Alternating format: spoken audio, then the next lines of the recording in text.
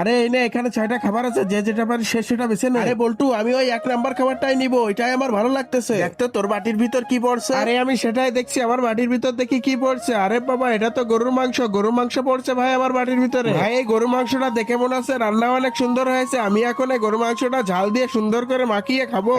আম, নাম নাম নাম নাম। এই গরু মাংসটা খেতে যে কি মজা। আরে শালা বল্টু, তুই যদি না খাইস তা বুঝবিই নে। কাজে গরুর মাংসটা একা একা সুন্দর করে খাচ্ছে আর ওইদিকে বল্টু নালাচ্ছে। আরে শালার মুটকার বাচ্চা, শোন, এবার আমি কি করব? আমি লুডুর গুটিটা ফেটাবো, যেই পয়েন্টটা পড়বে সেই পয়েন্টের বাটিটা আমি নিব। এই তো আমার 5 পড়েছে। আচ্ছা ঠিক আছে, আমি তাহলে 5 নাম্বার বাটিটাই নিব। দেখি এবার 5 নাম্বার বাটিতে কি আছে। 5 নাম্বার বাটিতে কি আছে সেটি দেখার আগে, বন্ধুরা, একটা মা একটা সন্তানকে কত কষ্ট করে লালন পালন করে মানুষ করে সেটা তো তোমরা সবাই জানো। তাই বলছি, তুমি যদি সত্যিকারের মাকে ভালোবেসে থাকো তাহলে একটা লাইক করে সাবস্ক্রাইব করে যাও। আরে বাপরে, আমার প্লেটে এটা কি বললো? এটা তো করলা শুদ্ধ। আরে আল্লাহ, আমি করলা